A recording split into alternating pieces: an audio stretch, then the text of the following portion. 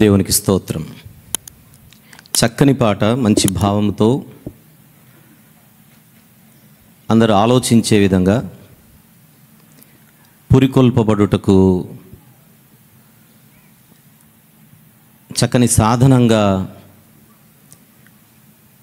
ప్రయోజనకరంగా మన ముందు విడుదలైనటువంటి పాటను దేవుడు బహుగా దీవించాలని మన మనసారా కోరుకుందాం. అన్నిటికంటే భావం చాలా ముఖ్యం. ఆ భావాన్ని మన హృదయంలో మనం ముద్రించుకోవాలి. అలాంటి కృప దేవుడు మనందరికీ సమృద్ధిగా అనుగ్రహించునుగాక. ఆమెన్. ప్రార్థన చేసుకుని ముందుకెళ్దాం దయచేసి. మహాపరిశుద్ధుడైనటువంటి మా ప్రియమైన పరలోకపు తండ్రి, జీవం గల నాయన, మమ్మల్ని ఎంతగానో ప్రేమించేటువంటి గొప్ప దేవ, గత 3 సంవత్సరాలుగా ఇక్కడ ఈ చక్కని సదస్సులు జరుగుటకు మీరు కృప చూపి తిరిగి 4వ సంవత్సరంలోనికి విజయవంతంగా ప్రవేశింపజేసినందుకు మిమ్మల్ని స్తుతిస్తూ ఉన్నాం.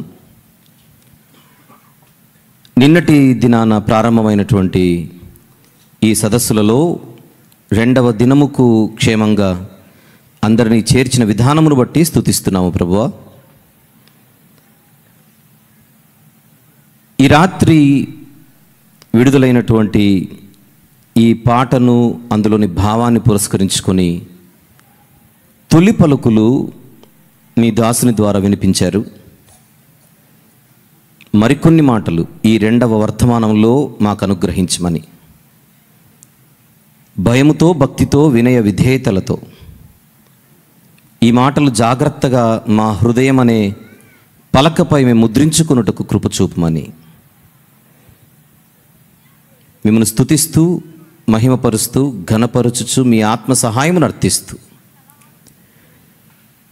యేసుక్రీస్తు ప్రభువారి సర్వోన్నతమైన నామములోనే ఈ ప్రార్థన మనవులు మీకే సమర్పించి వేడుకొనుచున్నాము తండ్రి. ఆమెన్. ప్రియులారా, తిరిగి 2025వ సంవత్సరంలో, అనగా 2024వ సంవత్సరంలో ఇదే ప్రాంతంలో మనందరం కలుసుకున్నాం. గత సంవత్సరం అంతా దేవుడు తన కృపలో మనల్ని కాచి కాపాడి ఎన్నో విషయాలలో, మనం గుర్తించినవి, గుర్తించనివి ఎన్నో విషయాలలో దేవుడు మనల్ని కాపాడుతూ, భద్రపరచుచు, కేవలం తన కృపచేత మాత్రమే ఈ నూతన సంవత్సరంలోనికి మనల్నందరినీ ప్రవేశింపజేశాడని మనము బలముగా నమ్మి ఆయనను స్తుతించబద్దులమై ఉన్నాం. జరుగుతున్నటువంటి ఈ సదస్సులు ప్రధానంగా దేవుని మాటల చేత ప్రజలను చైతన్యపరచాలనేటువంటి ఉద్దేశము ఏదైతే ఉన్నదో, అది దేవుడు మనకు అవకాశం ఇస్తున్నప్పుడు వినబడుతున్నటువంటి మాటలను ఆలోచిస్తూ మన జీవితాలను కట్టుకోవలసిన బాధ్యత మనందరిది. మన జీవితాలను కట్టగలిగేది దేవుని మాట మాత్రమే. ఆ మాటలోని, దేవుని వాక్యములోని భావమే పాట రూపములో మన ముందు విడుదల చేయబడింది. వర్తమానమేమో ఎక్కువసేపు చెప్పొచ్చు, పాటలు ఎక్కువసేపు మనము గంటల తరబడి వినిపించలేం. సూక్ష్మంలో మోక్షం అన్నట్టుగా కొద్ది పదాలతోనే ఒక పాఠాన్ని అందులో మనము తెలియజేయాలి. కానీ దానిని మనం ఎక్స్పాండ్ చేయగలిగితే, ఆ పాటను మనము విస్తరింపచేయగలిగితే అనేకమైనటువంటి దాగి ఉన్న లోపల సత్యాలు ఏవైతే ఉన్నావో అవన్నీ మనము జాగ్రత్తగా నేర్చుకోవచ్చు. ఈ రాత్రి విడుదల చేయబడినటువంటి ఈ కీర్తనలోని ఉద్దేశము తొలి పలుకులలో మనం వినడం జరిగింది. మరిన్ని మాటలు అక్కడ నుంచి అలా నెమ్మదిగా ప్రయాణం చేస్తూ మనం ముందుకెళ్దాం. ప్రతి క్షణాన్ని జాగ్రత్తగా వినియోగించుకుందాం. స్టార్ట్ చేద్దాం. నిర్గమకాండము ఒక్కసారి తీద్దాం. 3వ అధ్యాయము. మనము ఏ పాట అయితే విన్నామో ఆ పాటను మనసులో పెట్టుకుని జాగ్రత్తగా మనం ముందుకెళ్దాం.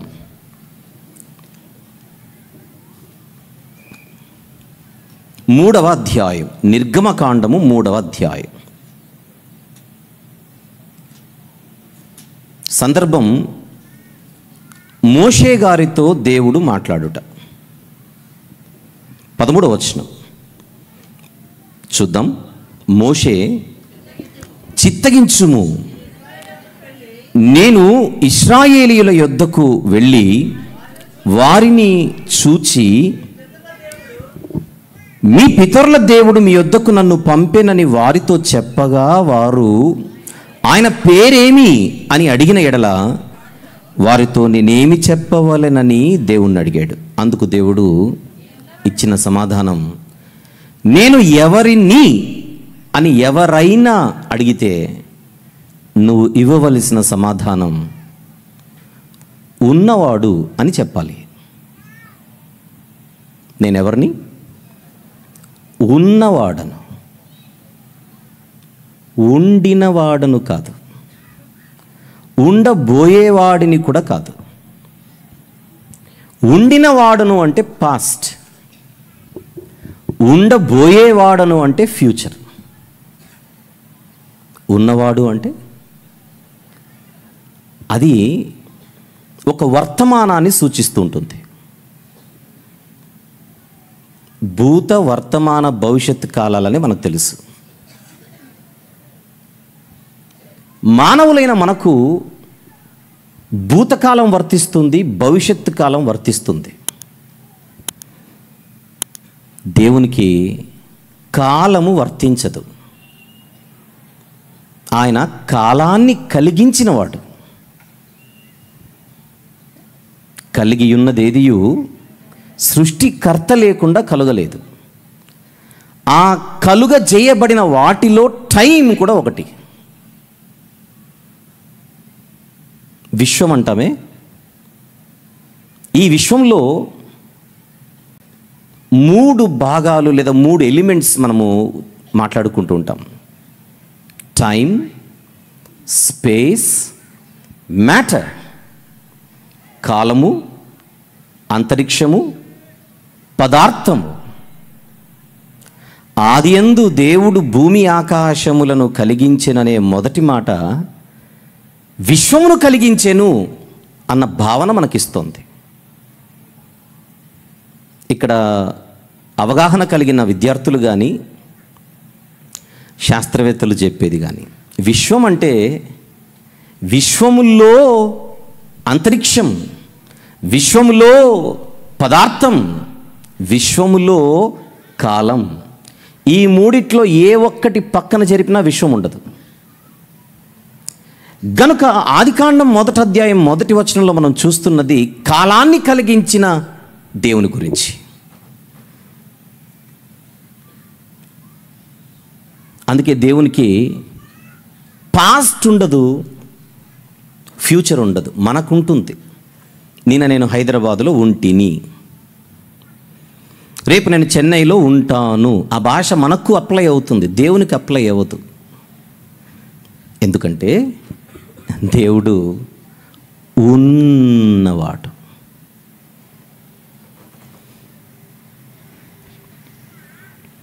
మీకు అర్థం కావడానికి నేను జస్ట్ నా మొబైల్ చూపిస్తున్నా. ఈ మొబైల్లో ఒక భాగం పాస్ట్ అనుకోండి, మధ్యలో ప్రజెంట్ అనుకోండి, ఈ ఎడం వైపు నాకు ఎడం వైపు, మీకు కుడి వైపు ఫ్యూచర్ అనుకోండి. మీరు నేను నిన్న ఉంటిమి, మీరు నేను ఈరోజు ఉన్నాము, మీరు నేను రేపు ఉంటాము.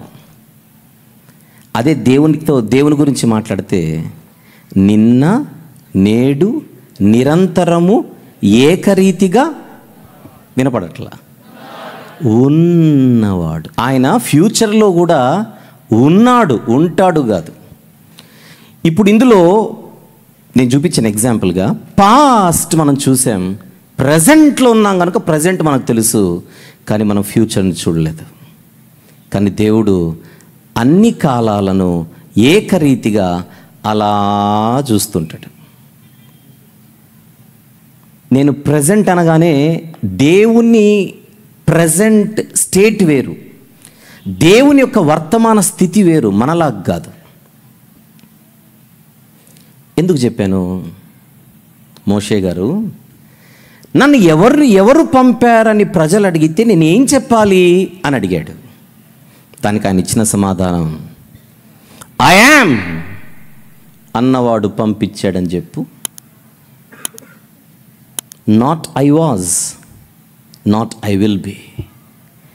ఎప్పుడూ ఉన్నవాడు నిన్ను పంపుతున్నాడు. ఇది నాణ్యానికి ఒకవైపు. ఇప్పుడు అదర్ సైడ్ చెబుతాను. ఉన్నవాడు మోషే గారిని పంపితే ఇప్పుడు మోషే ఎవరు? ఉన్నవాడు కాదు. కొద్ది కాలం ఉంటాడు, కొద్ది రోజులకు మోషే అన్న వ్యక్తి భూమి మీద ఉండడు. పంపినవాడు ఉన్నవాడు, పంపబడినవాడు. ఇక్కడ మోషే గారి విషయంలో ఆయన తాత్కాలిక సాధనం మాత్రమే. ఈ సందర్భంలో మనకు దేవుడు కనబడుచున్నాడు, నరుడు కనబడుచున్నాడు. దేవుడు ఉన్నవాడు అయితే మనిషి ఉన్నవాడు కాదని అర్థం. మనుషులు ఎప్పటికీ భూమి మీద ఉండరు. 60, 70, మోషే గారే అధిక బలం ఉన్న ఎడల 80. ఇంతలో కనబడి అంతలో మాయమైపోయే ఆవిరి వంటి వారు మానవులు.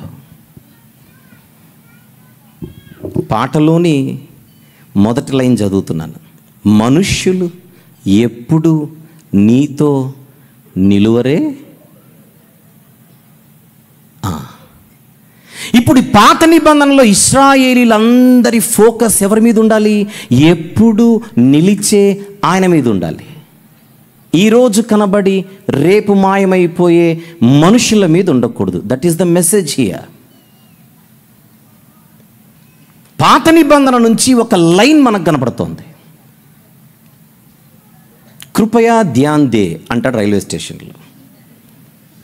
అటెన్షన్ ప్లీజ్, దయచేసి వినండి ప్రకటన. అక్కడ రైల్వే స్టేషన్లో ప్రకటనలు అవి. బైబిల్ దగ్గరకు వచ్చేసరికి బైబిల్ కూడా ఒక అనౌన్స్మెంట్ ఇస్తుంటుంది, ఆదికాండం నుండి ప్రకటన గ్రంథం వరకు. ఆ అనౌన్స్మెంట్ ఏంటో చెప్పనా? Focus on God. ఉన్నవానిపై దృష్టి పెట్టు, ఉండి వెళ్ళిపోయే వారి మీద కాదు. యోబు గ్రంథం చూద్దాం, ఇంకా కొన్ని వచనాలు. యోబు గ్రంథము 36వ అధ్యాయం. యోబు గ్రంథము 36వ అధ్యాయం 26వ వచనము చూద్దాం ఒక్కసారి. 26. ఆలోచించుము, దేవుడు మహోన్నతుడు, మనము ఆయనను ఎరుగం. ఆ సబ్జెక్ట్ వేరు. ఇప్పుడు కింద లైన్ చూద్దాం. ఆయన సంవత్సరముల సంఖ్య మితిలేనిది. నిర్గమాకాండములో చెప్పబడిన మాట ఇక్కడ చెప్పబడుతోంది. ఆయన ఉన్నవాడు. అదే విషయాన్ని ఇక్కడ మరోలా ప్రజెంట్ చేస్తున్నాడు. ఆయన సంవత్సరముల సంఖ్య మితి లేనిది. There is no limit, innumerable. మనిషి గురించి ఏం మాట్లాడుకున్నాం? 80. అసలు 60 దాటితేనే అది బోనస్ కేటగిరీ.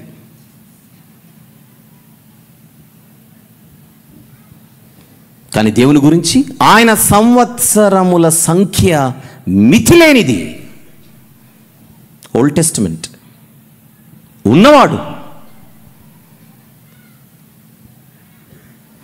ఎప్పటికీ ఉండేవాడు దేవుడైతే దేవుని గురించి మాట్లాడేటప్పుడు ఎప్పుడు కూడా దేవుడు ఎప్పుడు పుట్టింటాడు అని అడుగుతుంటారు కొంతమంది. పుట్టడం ఏంటి? దేవుడు మన స్టాండర్డ్లో, మన లెవెల్లో, మన స్టేట్ని, మన స్థితిని మనసులో పెట్టుకొని ఎప్పుడు మనం దేవుణ్ణి ఆలోచించకూడదు. పైన ఆకాశం అందైనను, క్రింద భూమి ఎందైనను, భూమి క్రింద నీళ్ళ ఎందైనను ఏ రూపమును కూడా నాతో మీరు పోల్చకూడదనంటే ఏ విషయంలో కూడా దేవునిని ఈ సృష్టిలోని వాటితో పోల్చడానికి వీలు లేదు. కారణం, ఆయన సృష్టికి అతీతుడు.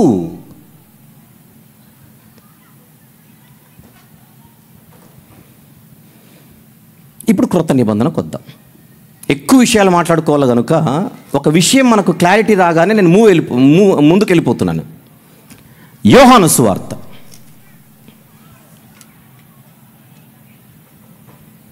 8వ అధ్యాయం 58వ వచనము చూద్దాం ఒక్కసారి. యోహాను సువార్త 8వ అధ్యాయము 58వ వచనం. యేసు ప్రభు అబ్రహాము పుట్టక మునిపే నేను ఉన్నానా, ఉంటినీనా?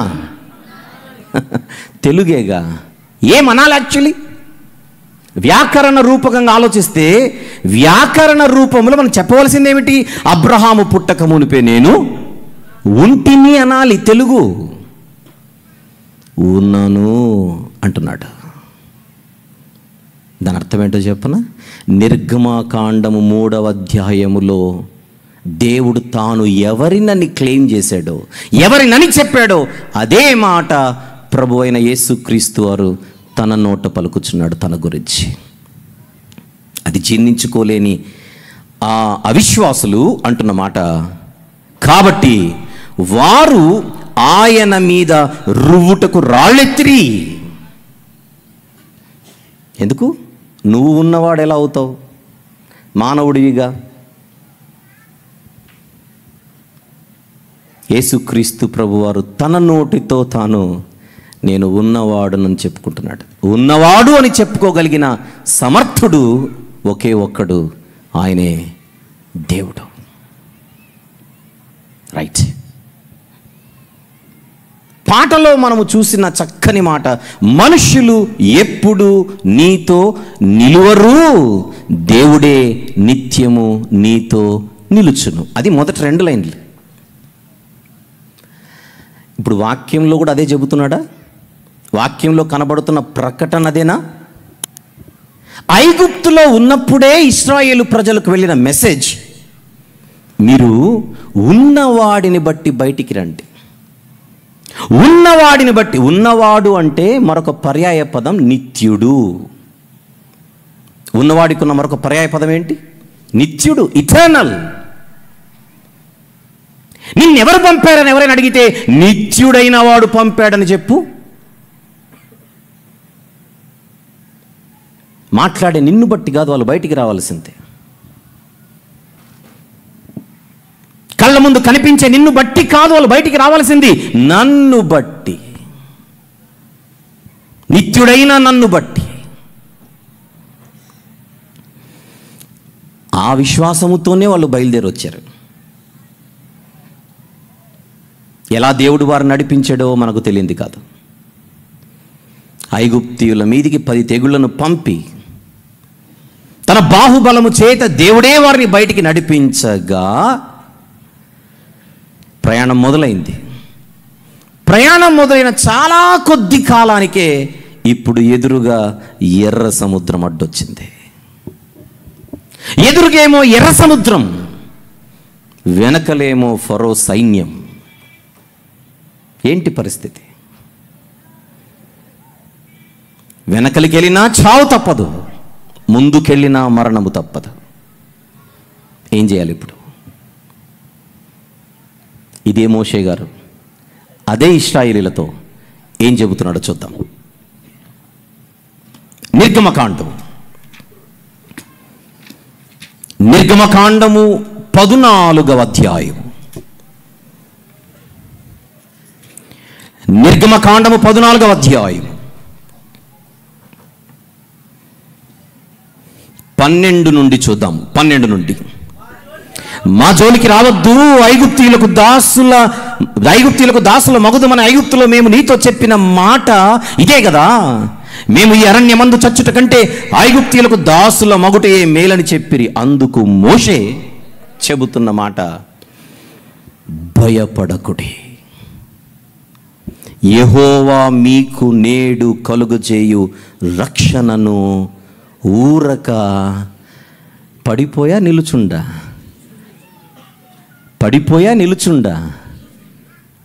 నిలుచుండి చూడుడి. వెనకల తరుముతున్నటువంటి ఐగుప్తీయులను చూసి, ఫరో సైన్యాన్ని చూసి మీరు భయపడుతున్నారేమో. వారిని చూసి మీరు చేయవలసింది పడిపోవడం కాదు, లే, నిలబడు,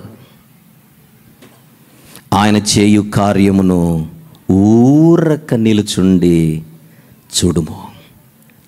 మీరు నేడు చూచిన ఐగుప్తీయులను ఇక మీదట మరి ఎన్నడూ చూడరు. యెహోవా మీ పక్షమున యుద్ధము చేయును, మీరు ఊరకయే ఉండవలెనని ప్రజలతో చెప్పాను. మీరు ఆలోచించండి, మగ్గిపోతున్న భయంకరమైనటువంటి బానిస సంకెళ్లతో నిండి ఉన్నటువంటి ఆనాటి స్థితిలో దేవుడు పంపిన మెసేజ్ ఒకటే, నన్ను బట్టి కమ్అవుట్. ఇప్పుడు ఎర్ర సముద్రం ఎదురు ఉంది, వెనుక ఫరో సైన్యం ఉంది. మెసేజ్ మళ్ళీ ఒకటే, ఫియర్ నాట్, నిలబడి ఆయన చేయు కార్యమును చూడు. భయపడకుడి అని చెబుతున్నాడు అని అంటే భయపడుతున్నారనేగా. ఎందుకు భయం? వాళ్ళ చూపు ఫరో సైన్యం మీద ఉంది, వారి చూపు ఎర్ర సముద్రం మీద ఉంది. ఈ రెండు సూర్యుని క్రింద ఉండేవి. సముద్రమైన సూర్యుని క్రిందే, సైన్యమైన సూర్యుని క్రిందే. సూర్యుని క్రింద ఉన్న వాటిని ప్రసంగి గారు ఏమన్నారు? వ్యర్థం. వ్యర్థం అంటే మనం అనుకుంటున్నాం వేస్ట్ అని. ప్రసంగి గారి ఉద్దేశం వేస్ట్ అని కాదు, తాత్కాలికమని. ప్రసంగి గ్రంథంలో వ్యర్థం వ్యర్థం వ్యర్థం అనగానే ఓహో ఇదంతా వేస్ట్ వేస్ట్ వేస్ట్ అని కాదు, ఆయన చెప్పేది అది కాదు. సూర్యుని క్రింద ఉన్నది మూల భాషలోకి వెళ్ళిపోతే, హీబ్రూలోకి వెళ్ళిపోతే ఆ మూల భాష పదం ఇచ్చే అర్థం వ్యర్థం అని కాదు, తాత్కాలికమని. సూర్యుని క్రింద ఉన్నదంతా తాత్కాలికం. అంటే సూర్యుని పైనుండేదే నిత్యం. సూర్యుని క్రింద ఉన్నది దృశ్యమైనది, సూర్యుని పైనున్నది అదృశ్యమైనది. సూర్యుని పైన అంటే ఏదో నక్షత్రాన్ని చూసాం. సూర్యుని క్రింద ఉన్నది భూప్రపంచం అయితే, సూర్యుని పైనున్నది పరలోకం. దృశ్యమైనవి అనిత్యములు, అదృశ్యమైనవి నిత్యములు. నీ కళ్ళ ముందు కనిపించే సముద్రం తాత్కాలికమైనది, వెనకలున్న సైన్యము తాత్కాలికమైనది. తాత్కాలికమైన ప్రమాదం అంటారా, సవాళ్ళు అంటారా, పేరు ఏదైనా పెట్టండి, సమస్య అంటారా, శ్రమ అంటారా. ఎర్ర సముద్రం ఇప్పుడు శ్రమ, సమస్య, సవాలు. వెనకల సైన్యం ఒక సవాలు, ఎదురుగా ఒక సవాలు, వెనుక ఒక సవాలు. కానీ దేవుని పిల్లల దృష్టి తాత్కాలికమైనటువంటి సూర్యుని క్రింద ఉండే వీటిపై దృష్టి పెట్టినంత కాలం భయము తప్ప ఇంకొకటి ఉండదు. ఇప్పుడు మోషే గారు వారి దృష్టినంతటిని ఎవరి మీదకి మళ్ళుస్తున్నాడు? దేవుని మీదకి. ఇప్పుడు యుద్ధము చేయబోయేది దేవుడు. నిలబడి చూడు, యుద్ధం ఎలా ఉంటుందో చూద్దువు. కానీ ఈ పిక్చర్లో మీరు జాగ్రత్తగా చూస్తే ఒక్క మోషే గారు మాత్రమే ఆయన చూస్తున్నాడు. ఇప్పుడు మిరియాము, అహరోను వీళ్ళందరి గురించి పక్కన పెట్టండి, ఇన్ జనరల్ మాట్లాడితే మోషే గారు సూర్యుని పైన దేవుణ్ణి చూస్తున్నాడు. మిగిలిన ప్రజలు సూర్యుని క్రిందున్న ఈ సైన్యాన్ని, సముద్రాన్ని చూస్తోంది. జనం సూర్యుని క్రిందున్న వాటిని చూసినంత కాలం భయమే, పైనున్న వాడిని చూస్తే ధైర్యం. అదే సైన్యం మోషే గారి వెనుకుంది, అదే సముద్రం మోషే గారు ఎదురుగుంది. ఆయనకెందుకు లేదు భయం?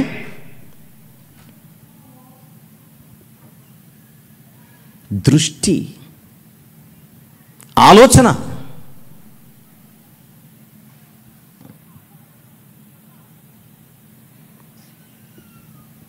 వెళ్ళిపోదాం ఇంకా ముందుకి. ఏం జరిగిందో తెలుసు. చేయెత్తమన్నాడు మోషే గారిని, సముద్రం చీలిపోయింది. ఫరో సైన్యానికి ఏమైందో మనకు తెలుసు. బయటికి వచ్చిన తర్వాత వాళ్ళందరూ గళమెత్తి పాడిన ఒక పాట, కీర్తన 15వ అధ్యాయం, నిర్గమకాండం 15 మొదటి వచనం. అప్పుడు మోషేయు ఇశ్రాయేలీయులను యెహోవాను గూర్చి ఈ కీర్తన పాడిరి. దేవుని పాట. యెహోవాను గూర్చి గానము చేసెదను. 2వ వచనం, యెహోవాయే నా బలము, యెహోవాయే నా గానము, ఆయన నాకు రక్షణ. ఆహా, ఎంత అద్భుతమైనటువంటి పాట అది. నిర్గమకాండం 15వ అధ్యాయంలో కనబడుతున్న ఈ పాటలోని సారాంశం ఏమిటి? భయపడవలసిన అవసరం లేదు. ఆయన వైపు చూస్తూ, ఆయన మీద ఆధారపడి, కండిషన్స్ అప్లై. ఆయన వైపు చూస్తూ, కెమెరా స్ట్రైట్కి పెడతారా? ఆయన వైపు చూస్తూ ఆయనపై దృష్టి కేంద్రీకరిస్తే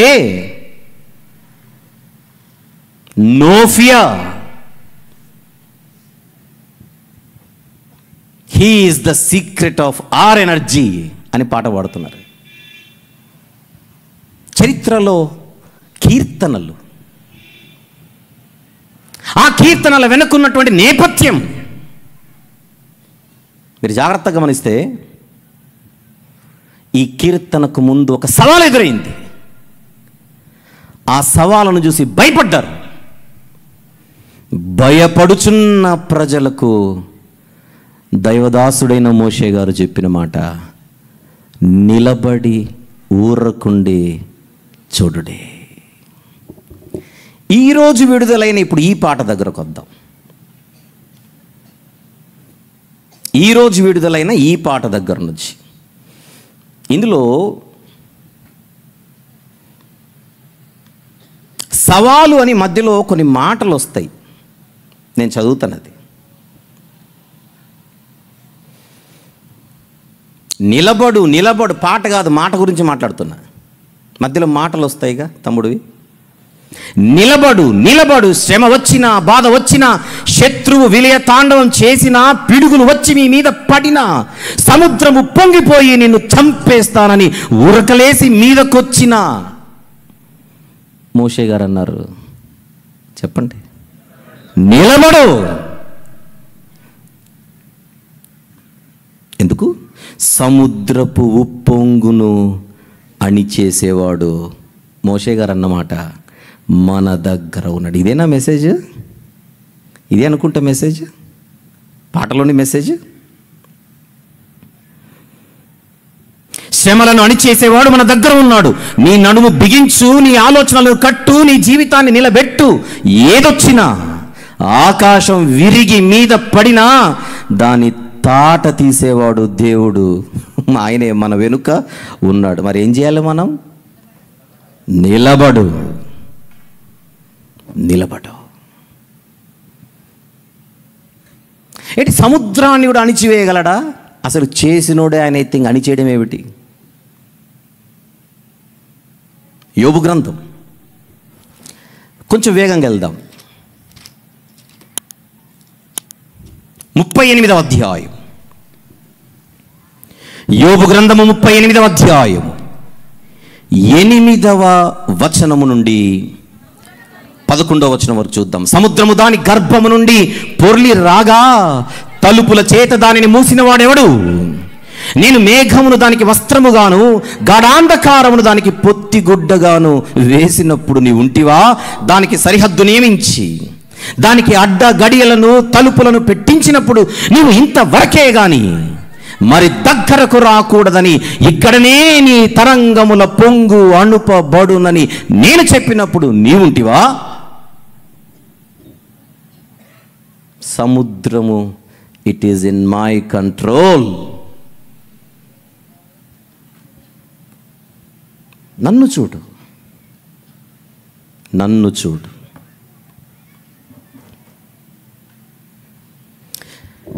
బైబిల్ గ్రంథంలో ఒక అద్భుతమైన కీర్తన ఉంటుంది, అది 107వ కీర్తన. తీద్దాం ఒకసారి ఈ సందర్భంగా. 107వ కీర్తన.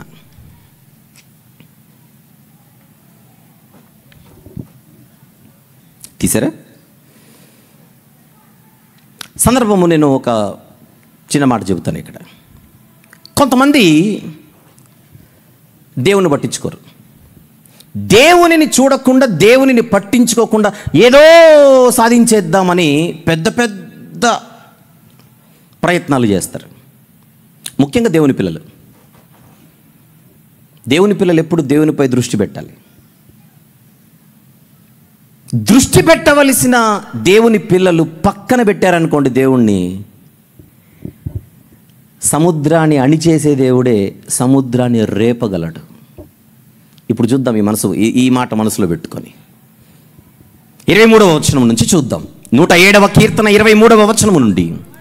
ఓడలెక్కి సముద్ర ప్రయాణము చేయువారు, మహాజలముల మీద సంచరించుచు వ్యాపారము చేయువారు యెహోవా కార్యములను, సముద్రంలో ఆయన చేయు అద్భుతములను చూచిరి.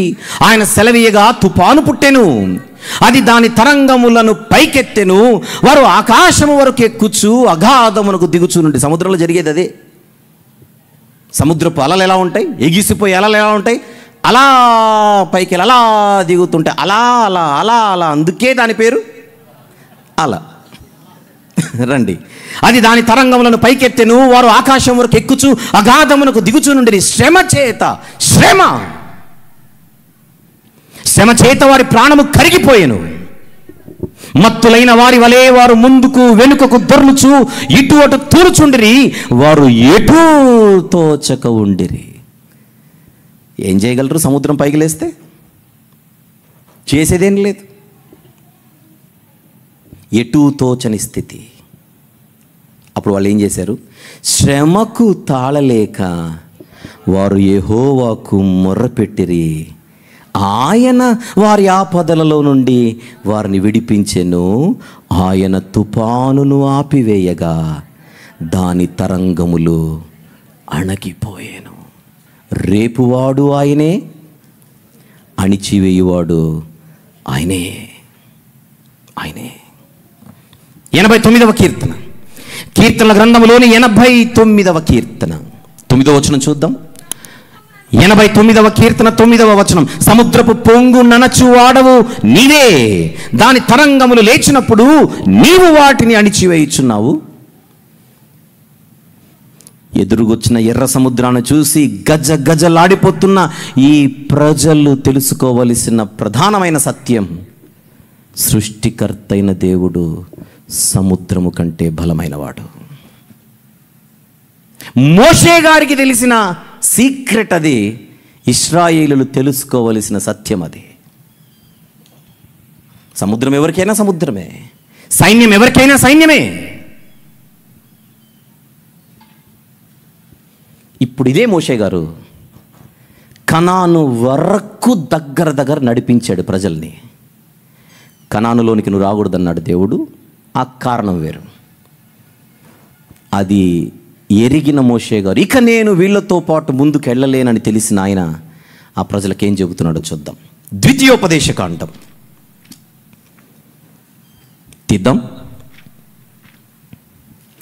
ద్వితీయోపదేశకాండము 31వ అధ్యాయము. ద్వితీయోపదేశకాండము 31వ అధ్యాయం మొదటి నుంచి నేను చదువుతాను. చూద్దాం. మోషే ఇశ్రాయేలీయులందరితో ఈ మాటలు చెప్పి చాలించి వారితో మరలా ఇట్లా నేను ఏమంటున్నాడో చూద్దాం. నేడు నేను 120 ఏండ్ల వాడనై ఉన్నాను. వయసు ఎందుకు చెబుతున్నాడు? ఇంక అయిపోయిందని చెప్పడానికి. ఇంకొకసారి చెబుతానమాట. నేడు నేను 120 ఏండ్ల వాడనై ఉన్నాను. మరి దేవుడు ఆయన సంవత్సరముల సంఖ్య ఇందాకేం చదివాం? మితి లేనిది. మోషే గారి సంవత్సరముల సంఖ్య పరిమితి గలది. మానవునికి దేవునికి ఉన్న వ్యత్యాసం అదే. ఆయన ఏమంటున్నాడు కింద చూద్దాం, 2వ వచనం. ఇక మీదట నేను వచ్చుచూ పోవుచూ ఉండలేను. కొన్ని ఇంగ్లీష్ వర్షన్స్లో ఏముంటుంది చెప్పనా? I can no longer lead you. ఇక మీదట నేను వచ్చుచూ పోవుచూ ఉండలేను. I can no longer lead you అంటే అర్థం ఏంటి? ఇక మీదట నేను మీకు నాయకునిగా ఉండలేను. I cannot lead you. ఎందుకు? నాకు టైం లేదు, అయిపోయింది. కొంతమందికి టైంతో పాటు ఎనర్జీ కూడా ఉండదు. ఇక మీదట నేను మీతో ఉండబోను. That is the message. అదేనా? ఇక మీదట నేను మీతో వచ్చుచూ పోవుచూ ఉండలేను. పాట ఏంటబ్బా? మనుషులు ఎప్పుడు నీతో ఉండరు. ఇప్పుడు ఆలోచించండి. మోషే అనే ఆయన ఒకప్పుడు అరణ్యములోని సంఘాన్ని నడిపించిన నాయకుడు. ఆ నాయకుడు అంటున్నాడు, ఇక్కడితో నా జర్నీ అయిపోయింది, ఇక నేను ఉండను. ఈ మాట ప్రతి నాయకునికి, ప్రతి నాయకుడు కాదు, ప్రతి ఆగి నాయకుడు, ఎవ్రీ లీడర్, ప్రతి నాయకునికి వర్తించేది. ఈరోజు ఇక్కడ ఎవరైనా సంఘ కాపరులు ఉంటే, సంఘ సేవకులు ఉంటే, మీకు, నాకు, మనందరికీ ఈ మాట అప్లై అవుతుంది.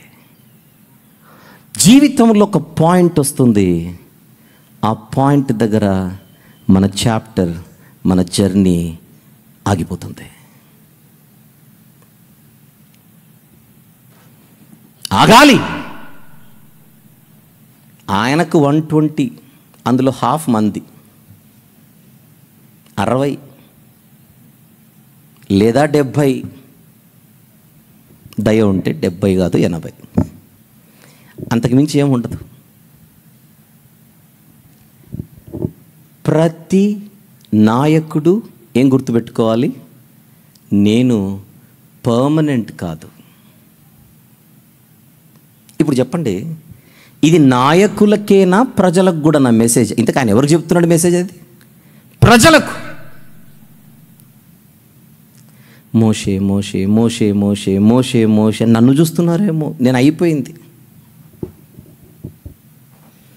ఈరోజు కూడా ప్రజలన్నవారు నాయకులను కొంతవరకే చూడాలి, దేవుళ్ళలా చూడకూడదు. అది దైవ వ్యతిరేక ఆరాధన అవుతుంది.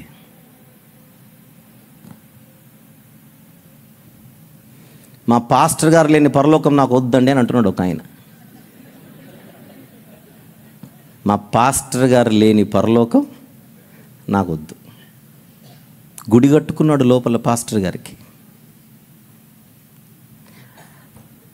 ప్రజలకు, నాయకులందరికీ ఒక భీకరమైన మెసేజ్ అది. ఆయన ఏమంటున్నాడు చూద్దాం. 2వ వచనం మరొకసారి. ఇక మీదట నేను వచ్చుచూ పోవుచూ ఉండలేను. యెహోవా ఈ యొర్దాను దాటకూడదని నాకు సెలవిచ్చెను. గీత గీశాడు నాకు. ఏమిటండి మోషే గారు మీకు గీత గీయడం ఏంటి? నేనైనా ఎవరైనా ఆయనకు ఒకటే. మోషే అంతటి నాయకునికే దేవుడు ఒక బార్డర్ లైన్ గీశాడు. మనకుండదా? గనుక నన్ను బట్టి ఇంతకాలం మీరు బలంగా ధైర్యంగా ఉంటే ముందు ఆ మైండ్ సెట్ తీసేయండి. ఇంతకాలం నన్ను చూసి నిద్ర లేస్తే మోషే, నిద్ర పడుకుంటే మోషే, కలలో మోషే, దర్శనంలో మోషే, జపం మోషే జపం. ఈ రోజుతో నా చాప్టర్ అయిపోయింది, ఏం చేస్తారని అడుగుతున్నాడు.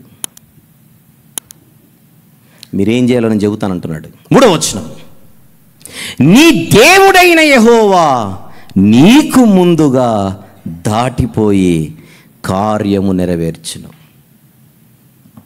Who is going to lead you? మిమ్మల్ని నడిపించబోయేది ఎవరు? దేవుడు. అంటే ఇంతవరకు నడిపించింది కూడా ఆయనే, ఇక మీదట నడిపించబోయేది కూడా ఆయనే. ఆయన అసలు నాయకుడు, ఆయన అసలు లీడర్.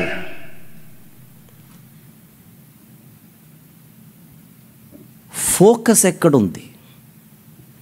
ప్రజల ఫోకస్ ఎక్కడుంది? 6వ వచనం, భయపడకుడి. అదే మెసేజే. Fear not. వారిని చూచి దిగులు పడకుడి. ఎందుకు? నీతో కూడా వచ్చువాడు నీ దేవుడైన యెహోవాయే.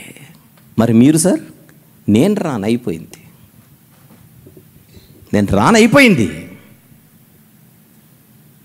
ఒక నాయకుడు చరిత్రలో వెళ్ళిపోతూ ప్రజలకు చెబుతున్న అద్భుతమైన సందేశం అది. ఆయన నిన్ను విడువడు, నిన్నెడబాయడు. మరి మోషే గారు, మీరు నేను విడవాలి, ఎడబాయాలి. నేను మిమ్మల్ని విడవాలి, ఎడబాయాలి. ఎందుకు? నాకు పరిమితులున్నాయి.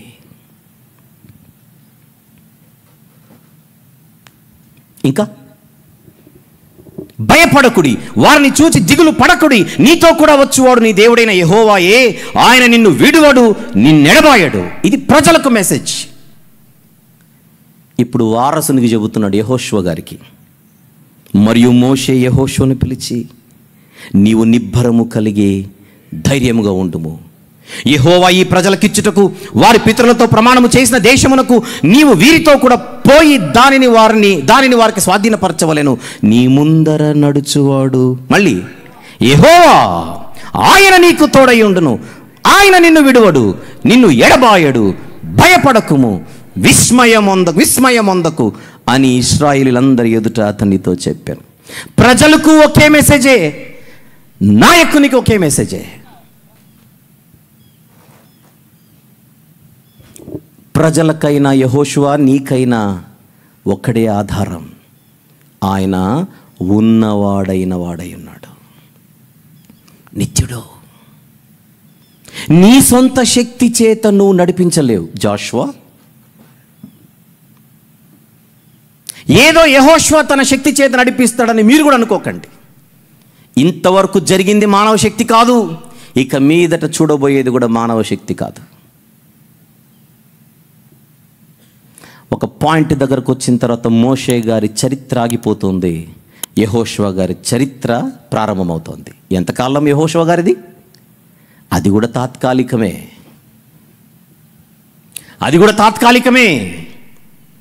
ఆయన కూడా వెళ్ళిపోయే టైం వచ్చినప్పుడు ఆయన వెళ్ళిపోవాల్సిందే. అలా మీరు ఇశ్రాయేలీయుల చరిత్రను చదివితే ఒక నాయకుని తర్వాత మరొక ఆయన, మరొక నాయకుని తర్వాత మరొక ఆయన, నాయకులు మారుతూనే ఉంటారు, దేవుడు మాత్రం మారని వాడిగా ఉంటాడు. కారణం, మనుష్యులు ఎప్పుడు ఎవరితోనూ నిలువరు, దేవుడే నిత్యము నిలిచేవాడు. ఈ రాత్రి ఈ పాట విన్న తర్వాత ఈ వర్తమానాన్ని మనం ఎక్కించుకోగలమా? వీరాభిమానం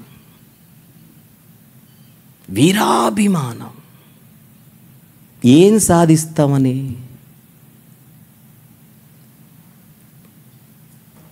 బైబిల్ మొదట నుంచి ఇస్తున్న అనౌన్స్మెంట్ ఇది.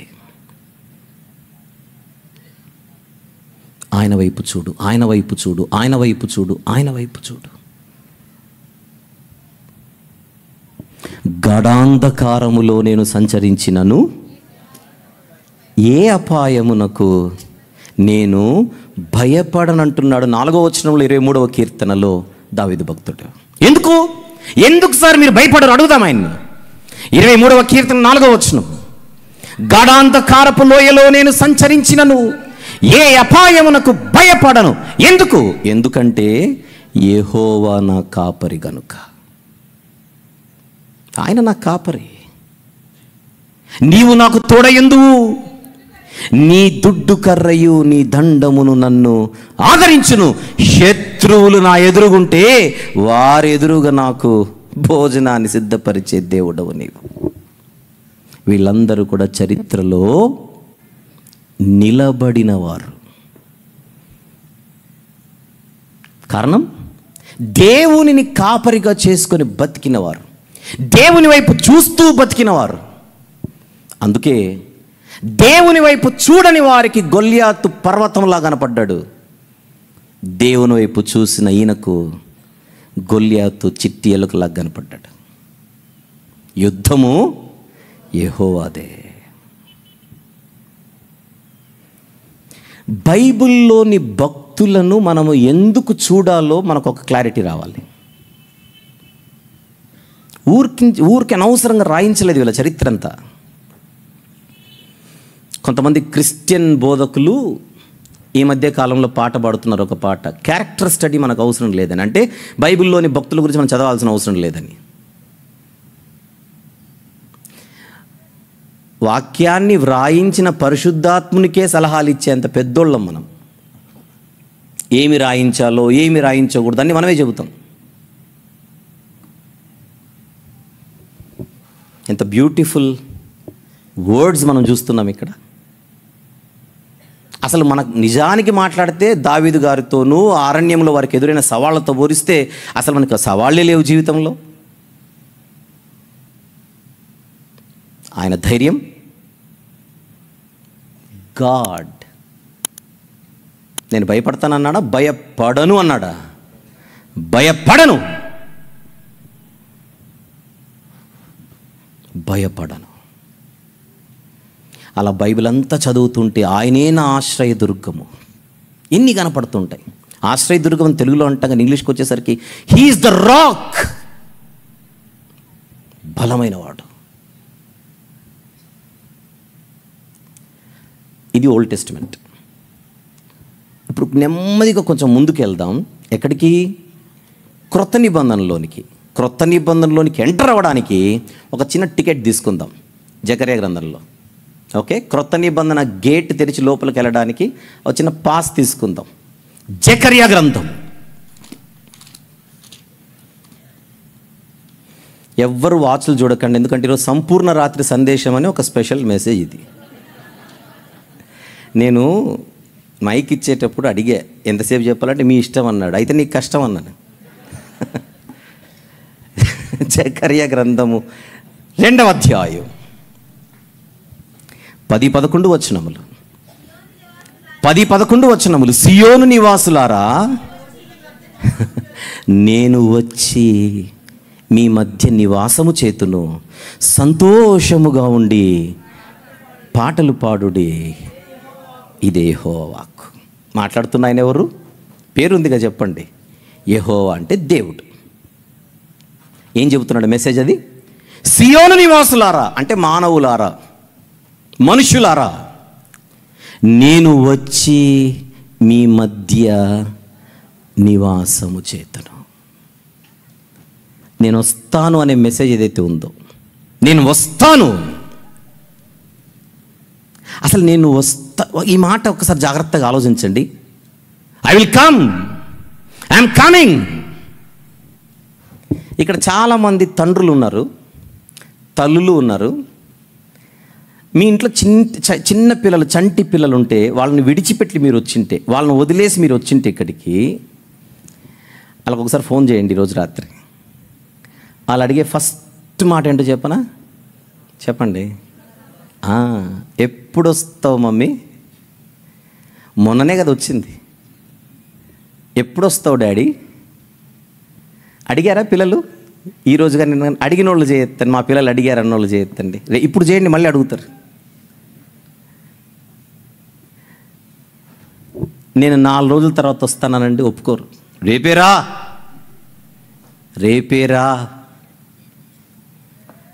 సరే బిడ్డ రేపే వస్తాను, ఇదిగో రాత్రి బండి ఎక్కుతున్నాను అన్నాం అనుకోండి, అబ్బా కొండంత ధైర్యం పిల్లలకి. ఊరికెళ్ళిన నాన్న నేను వస్తున్నాను అనే మాట పిల్లలలో ధైర్యాన్ని నింపుతోంది.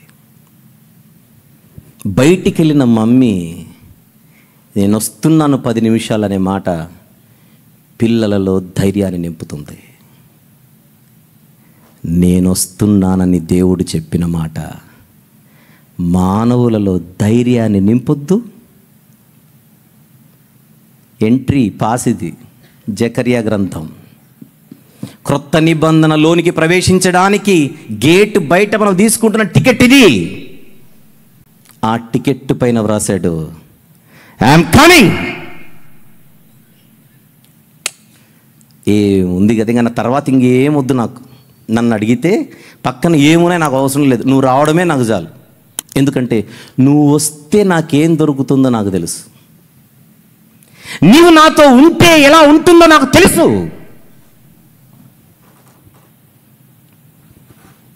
మా చిన్నప్పుడు అండి, మేము చిన్నప్పుడు ఒక కొండ ప్రాంతంలో ఉండేవాళ్ళు. ఆ కొండలో ఒక పులి తిరుగుతోందని ఒక మెసేజ్ పుకారు. మేము చాలా చిన్నపిల్లలం, నల్లమల్ల అడవులు. మా నాన్నగారు అక్కడ పరిచర్య చేసేవారు. మేము పడుకోవాలంటే బయటే పడుకోవాలి. ఈ పులి అనేది ఒకటి ఉంది కదా స్టోరీ. ఇప్పుడు పులి పులి పులి తిరుగుతోందని నాకు బాగా గుర్తు. మా నాన్న ఒక కర్ర పట్టుకొని బయట కూర్చొని మమ్మల్ని పడుకోమని చెప్పేవాడు. మంచం పక్కన చైర్ వేసుకొని కుర్చీ వేసుకొని కర్ర పట్టుకొని మీరు పడుకోండి చెప్పేవాడు. ఇప్పుడు మాకెంత ధైర్యం అంటే ఇంకా పూలు వచ్చినా ఏం చేయలేదు, మా డాడీ ఉన్నాడుగా పక్కన. నాన్నంటే ధైర్యం. ఇక్కడున్న అందరికీ అదే. కుటుంబ పెద్దలు మనతో ఉంటే ధైర్యం. ప్రపంచానికే తండ్రి పెద్ద, కుటుంబ పెద్ద, ఇదిగో నేను మీ మధ్యకు వచ్చి నివాసము చేతును. ఏం చేయాలి? భయపడమంటున్నాడా, సంతోషముగా ఉండమంటున్నాడు? చెప్పాలి. సంతోషముగా ఉండి పాటలు పాడుడి, ఇదే యెహోవా వాక్కు. ఆ వాగ్దానం చాలు మైమరిచిపోవడానికి, పరవశించిపోవడానికి. నేను వస్తున్నానని మనం చెప్పే మాట మన ఇళ్లలోని పిల్లలకు పండుగ లాంటి మాట అయితే, ఓ గంతులేసే మాట అయితే, నేను వస్తున్నానని ఆయన చెప్పిన పాత నిబంధనలోని మాట అర్థమైన వారు పండుగ కాకపోతే ఏం చేసుకుంటారు? ఈ మాట చెప్పిన ఆయనే శరీరధారి అయి కృపా సత్య సంపూర్ణుడిగా మానవుల మధ్య నివసించిన 2000 సంవత్సరాల క్రితం. యోహాను సువార్త 1వ అధ్యాయము 14వ వచనం. ఆ వాక్యము శరీరధారి అయి కృపా సత్య సంపూర్ణుడిగా మన మధ్య నివసించెను. జకర్యా గ్రంథంలో వాగ్దానం చేశాడు, యోహాను సువార్తలో నెరవేరుతోంది. నివాసము చేతును అన్నాడు. ఇక్కడ 14వ వచనంలో నివసించెను, నెరవేర్చాడు. ఆయన ఈ భూమి మీద అడుగు పెట్టిన తొలి రోజున వచ్చిన వర్తమానం పరలోకము నుండి చూద్దాం. లూకా సువార్త 2వ అధ్యాయం. లూకా సువార్త 2వ అధ్యాయం 9వ వచనంలోని చివరి మాట గొర్రెల కాపరుల గురించి. లూకా సువార్త 2వ అధ్యాయములోని 9వ వచనములోని చివరి పదం భయపడిరి. పరలోకము నుండి ఒక వార్త వారి దగ్గరకు వచ్చే సమయానికి వాళ్ళ స్థితి ఏమిటి? భయం. ఎక్స్క్యూజ్ మీ, యేసుక్రీస్తు ప్రభు భూమి మీద అడుగు పెట్టిన, పాదాలు మోపిన తొలి రోజున వచ్చిన క్రిస్మస్ తొలి వర్తమానం అది. గత 2000 సంవత్సరాలుగా కొన్ని లక్షల కోట్ల మెసేజెస్ అందించబడి ఉంటాయి క్రిస్మస్ అనే పేరు మీద. కానీ ఇది ఫస్ట్ మెసేజ్. ఈ వర్తమానాన్ని తెచ్చినవాడు పరలోకపు దూత. ఈ మొట్టమొదటి క్రిస్మస్ వర్తమానములోని మొదటి మాట ఏంటో చూద్దాం 10వ వచనంలో. అయితే ఆ దూత భయపడకుడి. అసలు ఆయన రాక జరిగిన తొలి రోజున వస్తున్న తొలి సందేశం, ఆ తొలి సందేశంలోని తొలి మాట ఏమిటి? Fear not. అక్కడ మనం చూసింది అదే. ఎర్ర సముద్రం ఎదురుకొచ్చినప్పుడు అదే వర్తమానం. Do not be afraid, do not be terrified, do not be discouraged. భయపడకు, దిగులు పడకు, విస్మయం అందకు. అక్కడ చూసిన పదాలు ఇందాక చూసాంగా. పాత నిబంధన నుండి క్రొత్త నిబంధన వరకు ఒకే మెసేజ్. భయపడకుడి. ఎందుకు భయపడకూడదు చెబుతున్నాడు. ఇదిగో ప్రజలందరికీ కలుగబోవు మహా సంతోషకరమైన సువర్తమానము నేను మీకు తెలియజేయుచున్నాను. ఎందుకు భయపడకూడదు, ఎందుకు సంతోషంగా ఉండాలని అడిగితే ఆన్సర్, దావీదు పట్టణమందు నేడు రక్షకుడు మీ కొరకు పుట్టి ఉన్నాడు, ఈయన ప్రభు అయిన క్రీస్తు. ఆయన వచ్చాడు గనుక ఇక భయముతో, ఆయన వచ్చాడు గనుక ఇక కేవలం సంతోషము మాత్రమే. ఆ రోజు గనక నేడు, ఈ రోజైతే నాడు. ఈ రాత్రి మన ముందుకు వస్తున్న సందేశం ఏమిటి? భయపడకుడి. ప్రజలందరికీ కలుగవలసిన మహా సంతోషకరమైన సువర్తమానం ఇక్కడ పొందుపరచబడింది. ఏమిటది? దావీదు పట్టణమందు నేడు అంటారు, నాడు. అప్పుడు నేడు, ఇప్పుడు నాడు. దావీదు పట్టణమందు నాడు ఒక రక్షకుడు కాదు, ఓన్లీ రక్షకుడు. ఒక రక్షకుడు, రెండో రక్షకుడు లేరు. ఇంగ్లీష్ బైబిల్స్లో కొన్ని చోట్ల ఏ అని పెట్టింటారు. ఏ ఈజ్ అ రాంగ్ ట్రాన్స్లేషన్. ఆయన ఏ సేవియర్ కాదు, ఓన్లీ సేవియర్. ఆయన ఒక రక్షకుడు, ఈయన ఒక ఆయన ఒక డాక్టర్, ఈయన ఒక డాక్టర్, ఆయన ఒక టీచర్ అన్నట్టు కాదు. టీచర్లు ఎందరు ఉన్నా, డాక్టర్లు ఎందరు ఉన్నా, ప్రపంచానికి రక్షకుడు మాత్రం ఒక్కడే.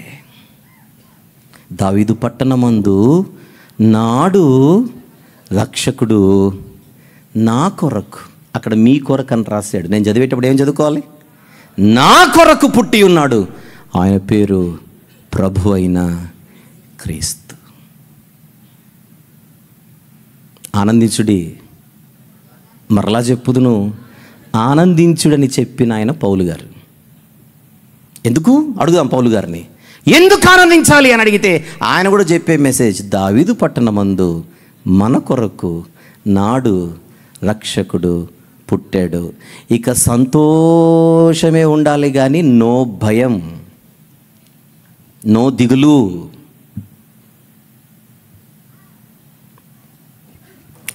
దేవుని పిల్లలు ఎప్పుడు సంతోషంగా ఉండాలి. కొంతమందికి ఆ సంతోషం అనేది తలుపు తడుతున్నది ఎవరు? ఎప్పుడు ఏడుపే, ఎప్పుడు దిగులే, ఎప్పుడు నిరుత్సాహమే. ఇది నెగిటివ్ మైండ్ సెట్. ఇది నెగిటివ్ మైండ్ సెట్ అంటే ప్రతిదానిని నెగిటివ్గానే చూస్తుంటారు. ప్రపంచంలో వీళ్ళందరికంటే ప్రమాదం. శత్రులతోనైనా హ్యాపీగా ఒక 3 రోజులు గడపొచ్చేమో కానీ వారు గొడవలు లేకుండా 3 రోజులు గడుపుదాం రాని డీల్ కుదుర్చుకొని, ఈ నెగిటివ్ మైండ్ సెట్ ఉన్నోళ్ళు మన చుట్టూ ఉన్నారనుకోండి, ఏ పని చేయలే, ఊపిరాడదు. సంతోషమే సగం బలం అంటాడు సామెత. బైబిల్లో ఏముంది? మంచి వార్త, మంచి సమాచారము ఎముకలకు పుష్టి. ఎంకరేజింగ్ వర్డ్స్ ఉండవు, డిస్కరేజ్మెంట్, ఆల్వేస్ డిస్కరేజ్మెంట్. మన ఇళ్ళల్లో కూడా అదే కోరుకునేది జనరల్గా. సోదరీమణులు చక్కగా వంట చేసి కూర చేసి భర్త కొడ్డించేటప్పుడు ఎదురు చూస్తుంటారు, ఏం చెప్తాడు చెప్పకపోతే మళ్ళీ వాళ్ళే తడుతారు, చెప్పి చావచ్చుగా ఎట్లుందని. అప్పుడు వాళ్ళు నీ మొగంలా ఉందన్నారు అనుకోండి, గరిటె సౌండ్ గిన్నెల సౌండ్ అన్నీ అప్పుడే వస్తాయి. ఆ ముక్కేదో నువ్వే చేసుకొని రోజు నన్ను ఎందుకు అడగడం అని. అదే ఏం చేసావన్నారు అనుకోండి, ఏం చేసావో ఆ మాట అనాలి. ఏం చేసావన్నారు అనుకోండి, Boost is the secret of my energy. ఆ ఎనర్జీనే వేరు. బాగుంది అన్నాడు అనుకోండి భర్త, రేపు ఇంకా మంచి మంచి ఐటమ్స్ వస్తాయి. ఇది మనం తెలుసుకోవాల్సిన సీక్రెట్. ఇది బాగలేదన్నాం అనుకోండి, ఈ రోజుదే రేపటికి వస్తుంది మళ్ళీ.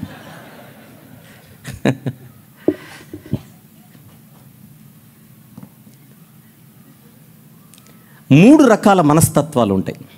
ఒకటి, నాకు చేత కాదు, నాకు చేత కాదు, నీకు చేత కాదు, నీకు చేత కాదు, నేను చేసిన తప్పే, నువ్వు చేసిన తప్పే, అసలు ఎవడు చేసిన తప్పే, మాకేం చేతగాని వాళ్ళం. ఈ చేతగాని తనాన్ని ప్రతి మాటలు చూపిస్తుంటారు. ఇంగ్లీష్లో ఒక సామెత ఉంటుంది, the unable are unable because they think they are unable. అసమర్థులు ఎందుకు అసమర్థులు అంటే వాళ్ళు ఎప్పుడు అసమర్థులు అనుకుంటారు కనుక. అది దానికి ఆపోజిట్ ఏమిటి? The able are able because they always think they are able. సమర్థులు ఎప్పుడు సమర్థులే, ఎందుకంటే వాళ్ళు ఎప్పుడు మేము సమర్థులు అనుకుంటారు కనుక. ఇది పాజిటివ్ మైండ్ సెట్. రెండు చెప్పాను, మూడు మొత్తం రెండు చెప్పాను. ఒకటి నెగిటివ్ మైండ్ సెట్, ఇంకొకటి పాజిటివ్ మైండ్ సెట్. అయితే నెగిటివ్ మైండ్ సెట్ కంటే పాజిటివ్ మైండ్ సెట్ ఎప్పుడు మంచిదే. కానీ పాజిటివ్ మైండ్ సెట్ ఉన్నంత మాత్రం అన్నీ చేయలేం. ఎక్స్క్యూజ్ మీ, ఎర్ర సముద్రం అడ్డొచ్చింది, మనం దీన్ని చీల్చగలం అని మోషే గారు అన్నంత మాత్రం దాన్ని చీలిపోదు. ఇక్కడ పాజిటివ్ మైండ్ సెట్ సరిపోదు. అగ్నిగుండం ఎదురుగుంది, శద్రక్ మేషక్ అబేద్నెగోలు, ఈ అగ్నిని మనం జయించగలం అనుకుంటే సరిపోదు. సింహాల నోరు మూయించగలం అని దానియేలు గారు అనుకుంటే సరిపోదు. పాజిటివ్ మైండ్ సెట్ని మానసిక బలం అంటాం. ఈ మానసిక బలం కొద్ది వరకు మాత్రమే పనిచేస్తుంది. కానీ సముద్రం చీలాలన్నా, సింహాల నోరు మూయాలన్నా,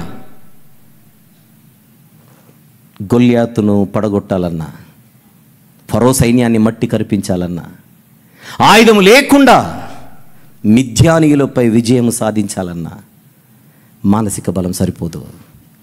తర్వాత ఒకటి ఉంది, దాని పేరే దైవ బలం, దేవుని శక్తి. ఆయన సముద్ర బలమును అణచగల శక్తిమంతుడు. యేసుక్రీస్తు ప్రభు అడుగు పెట్టగానే వచ్చిన మెసేజ్, భయపడకు. ఈ మెసేజే కదా మన వైపు వస్తుంది. ఈరోజు పాటలోని ముఖ్య ఉద్దేశం నిలబడు అంటే అర్థం ఏంటి? నిలబడు అంటే అర్థం ఏంటి? భయపడకు అని. భయపడినోడు నెత్తిన తెల్లగుడ్డేసుకొని పడుకుంటాడు, ధైర్యవంతుడు లేచి నిలబడతాడు. సముద్రం మీద నడుచుకుంటూ వస్తున్న యేసుక్రీస్తు ప్రభును చూసి భయపడ్డారు, ఏదో భూతమని. నేనే అన్నాడు. అన్న తర్వాత ఆయన చెప్పిన మాట ఏంటో చూద్దాం. మత్తయి సువార్త 14వ అధ్యాయం. మత్తయి సువార్త 14. విషయం తెలుసు కనుక డైరెక్ట్ 27వ వచనానికి వెళ్దాం. వెంటనే యేసు, ధైర్యము తెచ్చుకొనుడి, నేనే. మెసేజ్ ఏమిటి? నేనే. తర్వాత భయపడకుడని వారితో చెప్పినప్పుడు పేతురు గారు, ప్రభువా నీవే అయితే నీళ్ళ మీద నడిచి నీ యొద్దకు వచ్చుటకు నాకు సెలవిమ్మని ఆయనతో నేను. ఆయన రమ్మనగానే పేతురు దోణి దిగి యేసునొద్దకు వెళ్ళుటకు నీళ్ళ మీద నడిచాను. ఆయనను చూస్తున్నంత వరకు నడిచాడు, కానీ ఆయనను చూడడం మానేశాడు. గాలిని చూశాడు. చూచి అని ఉందా లేదా చెప్పండి? గాలిని చూచి. గాలిని చూడగానే భయం, మునిగిపోయాడు. మునిగిపోతున్నప్పుడు ప్రభువా నన్ను రక్షించని కేకలేస్తున్నాడు. అప్పుడు ఆయనను చూసి, అల్పవిశ్వాసి ఎందుకు సందేహపడితివి? నన్ను చూస్తున్నావుగా, ఎందుకు డైవర్ట్ అయ్యావు? నన్ను చూస్తున్నావుగా, ఎందుకు షిఫ్ట్ అయ్యావు? ఇది మెసేజ్ కదా? ఆయనను చూస్తున్న పేతురు గారిలో ధైర్యం, ఆయన్ను చూడడం మానేసిన రెండో క్షణానికి భయం.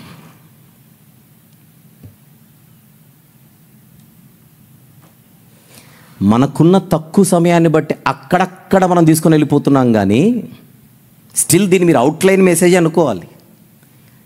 ఈ యాంగిల్లో బైబిల్ చదవడం మొదలు పెడితే బైబిల్ అంతటా మెసేజ్ అదే. ప్రపంచాన్ని ముంచే ప్రళయం రాబోతున్నది, నోవా ఓడగట్టు, నేను నిలబెడతాను. వచ్చింది ప్రళయం, ప్రపంచాన్ని ముంచింది. ఇప్పుడు విషయం చెప్పనా? ప్రపంచాన్ని ముంచింది ప్రళయం, ఆ ప్రళయంపై నడిచింది ఓడ. కారణం, అది దేవుడు చూపించిన ఓడ, దేవుడు కట్టమన్న ఓడ. నోవహు గారు దేవుణ్ణి చూస్తూ ఓడ కట్టాడు. అందుకే ప్రళయం ఓడిపోయింది, ప్రళయం చిన్నపోయింది. పర్వతాలను ముంచింది ప్రళయం, పర్వతాలపై నిలిచింది ఓడ. అది దేవుని ఓడ. దేవుని వైపు చూస్తే వచ్చే విజయాలు ఎలాగుంటాయో ఒక్కసారి నోవహు గారి ఫ్యామిలీని చూడండి. కట్ చేస్తే మరొక ఆయన గొప్ప భక్తుడే, కానీ ఒక్క సందర్భంలో ఎందుకో, ఇప్పుడు నేను చెప్పను, అవసరం లేదు, ఆయన కూడా ఒకరోజు సముద్రం దగ్గరికి వెళ్ళాడు, ఓడను చూశాడు, ఓడెక్కాడు. ఎవరో యోనా గారు. యోనా గారిని అనే అంత స్థాయి మనది కాదు, ఎందుకంటే అది 40 సంవత్సరాల సుదీర్ఘ సేవా జీవితం. ఆ 40 సంవత్సరాల సుదీర్ఘ సేవా జీవితంలో జరిగిన ఒక్క ఇన్సిడెంట్ అది. అది కూడా తన ప్రజల మీద ఉన్న ప్రేమతో. తర్షీషికి ఎందుకు వెళ్ళాడు అనుకుంటున్నారు యోనా గారు? నీనేవే అంటే అష్షూరీయుల రాజధాని. అతి త్వరలో యోనా గారు ప్రవక్త కనుక ఆయనకు తెలుసు, ఆ అష్షూరీయుల వలననే ఇశ్రాయేలీయులకు భయంకరమైన ప్రమాదం ఉంది. ఎలాగూ దేవుడు డిసైడ్ అయిపోయాడు, నేనేమైనా లేపేస్తానని. లేపేస్తే మేము సేఫ్ కదా, నా ప్రజలు సేఫ్ కదా. తన ప్రజల మీద ఉన్న ప్రేమతో రిస్క్ తీసుకున్నాడు యోనా గారు. ఇప్పుడు యోనా గ్రంథ వివరణ అయిపోతుంది, అది వద్దు. యోనా గారిని మనం తక్కువ చేసి చూడకూడదని చెప్తున్నాను నేను. కానీ అక్కడ ఒక పాయింట్ ఉంది మనం మాట్లాడుకోవడానికి. నోవహు గారికి ఓడ దేవుడే చూపించాడు కట్టమని, కానీ యోనా గారి జీవితంలో దేవుడు చూపించిన ఓడ కాదు, తానే చూశాడు. చూద్దాం పాట. ఇంకొకసారి చూడాలని ఎంతమందికి ఉందో మనలో మాట. రెడీగా ఉందా పాట? Yeah, keep it. యోనా గ్రంథం 1వ అధ్యాయం. యోనా గ్రంథము 1వ అధ్యాయం 3వ వచనం. అయితే యెహోవా సన్నిధిలో నుండి తర్షీషు పట్టణమునకు పారిపోవలెనని యోనా యొప్పేకు పోయి తర్షీషునకు పోవు ఒక ఓడను తానే చూశాడు. ప్రయాణమునకు కేవు ఇచ్చి యెహోవా సన్నిధిలో నిలువక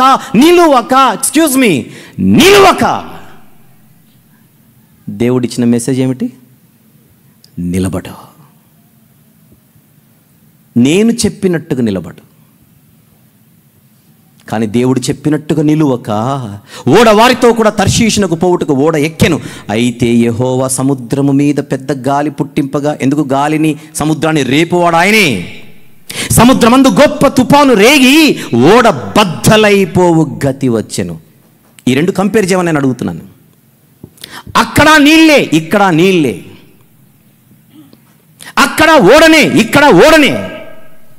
ఇంకా గట్టిగా మాట్లాడితే అసలు నోవహు గారు చూసిన ప్రళయం ఈ సముద్రం కంటే చాలా పెద్దది. అంత పెద్ద జల ప్రళయాన్ని దేవుని ఓడ ఓడించింది. దాంతో పోల్చితే ఇది చిన్నదే, దానితో పోల్చితే ఇది చిన్న తుఫానే, చిన్నగాలే. దానికే ఓడేమైపోతుంది? బద్దలైపోతుంది. What is the message here? ఏంటి సందేశం ఇక్కడ? మన శక్తి, మన జ్ఞానము, మన తలంపులు, మన బుద్ధి మనల్ని క్షేమకరమైన స్థితిలో నిలబెట్టవు. ఎక్కిన ఓడవాయే యోనా గారికి. సముద్రం పైన పడిన తర్వాత ఈత కొడుతున్నట్టు అది కాదు, లోపలికి వెళ్ళిపోయాడు. బాటమ్ ఎక్కడికి సెటిల్ అయిపోయాడు చివరికి? ఎక్కడో తిమింగలపు కడుపులో. ఎంత అసలు ఆ నెట్వర్క్ ఎవరికి అందది. ఆయన ఎక్కడున్నాడో గూగుల్ తల్లికి కూడా తెలియదు, అంత లోపలికి వెళ్ళిపోయాడు. ప్రియ సోదరుడా, సోదరి, ఈ మాటలు ఈ రాత్రి వినబడుచుండగా ఒకవేళ మనము జీవితంలో స్వబుద్ధిని, సొంత జ్ఞానంను, సొంత ఆలోచనను, సొంత శక్తిని ఆధారం చేసుకొని ఏదో సాధించేద్దామని ముందుకెళితే ఇది అయ్యే పని కాదు, బద్దలైపోయేది. దేవుడు నడిపించాలి. నడిపించే నాయకుడు ఆయనే అయితే సముద్రాలన్నీ పక్కకు జరుగుతాయి, సవాళ్ళన్నీ చేతులు కట్టుకొని కూర్చుంటాయి. పౌలు గారికి ఉన్న ధైర్యం అదే, పౌలు గారికి ఉన్న భరోసా అదే. దేవుడైన పక్షమైన విరోధి ఎవడు? దేవుడే మా పక్షముననుండగా విరోధి ఎవడు? రోమీలకు రాసిన పత్రికలో ఆయన కలము చేత తన గళాన్ని వినిపిస్తున్న వైనం అద్భుతం. రోమీలకు వ్రాసిన పత్రిక 8వ అధ్యాయం ముందుగా 31వ వచనం, ఇట్లుండగా ఏమందుము? దేవుడు మన పక్షముననుండగా మనకు విరోధి ఎవడు? ఈ అధ్యాయం క్లోజ్ చేయకండి, ఒక 2-3 వచనాలు చెప్పే ప్రయత్నం చేస్తాను, దయచేసి నోట్ చేసుకోండి. హెబ్రీలకు వ్రాసిన పత్రిక 13వ అధ్యాయం 5-6 వచనములు చూద్దాం. మధ్యలో నుంచి, నిన్ను ఏమాత్రమును 6 నుంచి చూసేద్దాం. నిన్ను ఏమాత్రమును విడువను, నిన్ను ఎన్నడను ఎడబాయనని ఆయనయే చెప్పెను కదా. కాబట్టి ప్రభువు నాకు సహాయుడు, నేను భయపడను, నరమాత్రుడు నాకు ఏమి చేయగలడు అని మంచి ధైర్యముతో చెప్పగలవారమై దేవుని పిల్లలమైన మనం ఉండాలి. ఏం చేస్తాడు నరుడని? యోహాను గారి మొదటి పత్రిక, యోహాను గారు వ్రాసిన మొదటి పత్రిక 4వ అధ్యాయం 4వ వచనం కూడా 4. చిన్నపిల్లలారా, మీరు దేవుని సంబంధులు. ఆ దేవుని సంబంధులైతే ఏం తెలుసుకోవాలి? మీలో ఉన్నవాడు లోకములో ఉన్నవాని కంటే గొప్పవాడు గనుక మీరు వారిని జయించి ఉన్నారు. No fear.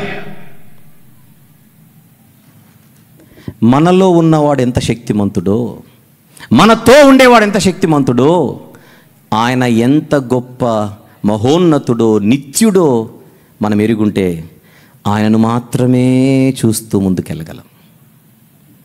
మోషే గారిని చూసింది ఆయన ఏం చెప్పాడో చూద్దాం రండని, దావీదు గారిని చూసింది ఆయన ఎలా జీవించాడో చూద్దాం రండని.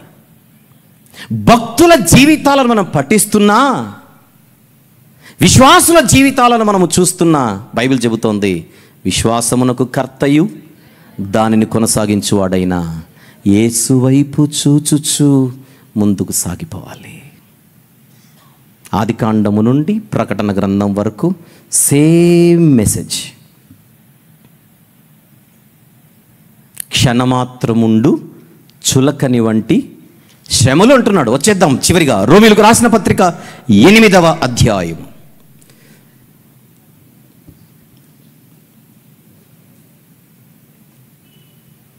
35 చూద్దాం. 35 చూద్దాం. క్రీస్తు ప్రేమ నుండి మనలను ఎడబాపువాడు ఎవడు? అదే కదా ఈరోజు పాట. Nothing and nobody can separate all of us from the love of Christ. నిజంగా మనం దేవునిలో ఉన్న వాళ్ళమైతే, స్టార్టింగ్లో మనం చూసినటువంటి పదజాలం అదే. Nothing can separate all of us or any of us who are believers. Nothing can separate us from the love of Christ. అదే చెప్తున్నాడు ఆయన. క్రీస్తు ప్రేమ నుండి మనలను ఎడబాపు వాడేవాడు శ్రమనా, బాధనా, హింసనా, కరువా, వస్త్రహీనత, ఉపద్రవమా, ఖడ్గమా? ఇవా ఆయనను నేను విడిచిపెట్టేలా చేసేది? నిన్ను బట్టి దినమెల్లా మేము వధింపబడిన వారము, వధకు సిద్ధమైన గొర్రెలమని మేము ఎంచబడిన వారము. అయినను మనలను ప్రేమించిన వాని ద్వారా మనము వీటన్నిటిలో అత్యధిక విజయము పొందుచున్నాం. మరణమైనను, జీవమైనను, దేవదూతలైనను, ప్రధానులైనను, ఉన్నవైనను, రాబోవునవి అయినను, అధికారులైనను, ఎత్తైనను, లోతైనను, సృష్టింపబడిన మరి ఏదైనను మన ప్రభువైన క్రీస్తు యేసు నందలి దేవుని ప్రేమ నుండి మనలను ఎడబాపనేరవని రూఢిగా నమ్మిన వాడే గనుక ఆయన జీవితం అంత గొప్పగా కనపడుతోంది. బ్రతుకుట క్రీస్తే, చావైతే లాభం. భక్తులు ఎవరైనా, తరాలు ఏవైనా, అందరి మనస్తత్వాలు ఒకటే. అదే దైవబలం. మన బలము కాదు, దేవుని బలం.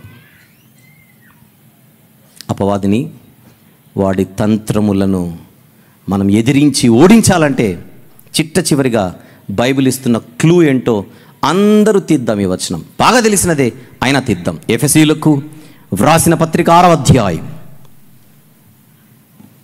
ఎఫెసీయులకు వ్రాసిన పత్రిక 6వ అధ్యాయం 10 నుంచి చూద్దాం. తుదకు ప్రభువు యొక్క మహాశక్తిని బట్టి ఆయన యందు బలవంతులై ఉండుడి, మీరు అపవాది తంత్రములను ఎదిరించుటకు శక్తిమంతులగునట్లు దేవుడిచ్చు సర్వాంగ కవచమును ధరించుకోవాలి తప్ప మనము తయారు చేసుకొని వేసుకోకూడదు. దేవుడిచ్చినది ధరించాలి. 13వ వచనం, అందుచేత మీరు ఆపద్దినమందు వారిని ఎదిరించుటకు సమస్తము నెరవేర్చిన వారై, నెక్స్ట్ మాట అందరూ చూద్దాం. సమస్తము నెరవేర్చిన వారై, నెక్స్ట్ మాట, నిలువబడుటకు శక్తిమంతులగునట్లు దేవుడిచ్చు సర్వాంగ కవచమును ధరించుకొనుడి. ఫుట్ నోట్లో దేవుని సర్వాంగ కవచం. 13వ వచనం అందరూ కలిసి చదువుదాం. అందుచేత మీరు ఆపద్దినమందు, శత్రువులు, వారు అంటే అపవాది సంబంధులు, అపవాది తంత్రములను మనపై సంధించేవారు, వారిని ఎదిరించుటకు కమాన్ సమస్తము నెరవేర్చిన వారై, దేనికి ప్లీజ్, నిలువబడుటకు. మనకు శక్తి కావాలి. పాట పేరు లే నిలబడు అనగానే లేచి నిలబడకూడదు. కవచం ఉందో లేదో చూసుకోవాలి. లేచి నిలబడాలంటే శక్తి కావాలి. ఉందా బైబిల్లో? లేచి నిలబడాలంటే ఏం కావాలి? శక్తి కావాలి.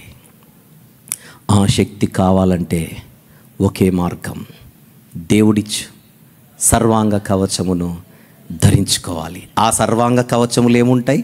సత్యము, సిద్ధ మనస్సు, విశ్వాసము, రక్షణ, వాక్యము, ప్రార్థన. ప్రార్థన లేదు, నిలబడతాను, కుదరదు, పడిపోతావు. సర్వాంగ కవచంలో ఏమున్నాయి చూడండి అక్కడ. సత్యము 14వ వచనం నుంచి డైరెక్ట్ వెళ్ళిపోతాం. ఇంకా ఎలాగనగా నుంచి చదివితే తమ్ముడు మైక్ ఆపే అంటాడు. సత్యము, తర్వాత సిద్ధ మనస్సు, తర్వాత విశ్వాసము, తర్వాత రక్షణ, తర్వాత వాక్యము, తర్వాత ప్రార్థన. ఈ వాక్యం వింటుండగా ఈ రాత్రి రక్షణ లేని వారు ఎవరైనా ఉంటే, రక్షణ ఎలా వస్తుంది? ఏ భేదమును లేదు. అందరూ పాపము చేసి దేవుడు అనుగ్రహించి మహిమను పొందలేకపోతున్నారు. పాపము వలన వచ్చు జీతము మరణము. పాపులను రక్షించుటకే క్రీస్తు యేసు ప్రభు ఈ లోకానికి వచ్చాడు. యేసు రక్తము మాత్రమే ప్రతి పాపము నుండి మనలను పవిత్రులుగా చేయను కదా. ఏదో సెమినార్ ఎలా ఉంటుందో చూద్దామని వచ్చి వెళ్ళిపోతే కుదరదు. ఎవరైనా ఈ రాత్రి ఇంకా యేసు క్రీస్తు ప్రభును రక్షకునిగా స్వీకరించక, ఆయన శిలువలో కార్చిన రక్తంలో మీ జీవితాన్ని కడుగుకున్నట్టుకు సూచనగా శిలువ దగ్గరకు వచ్చి పాపపు ఒప్పుకోలు ప్రార్థన చేసి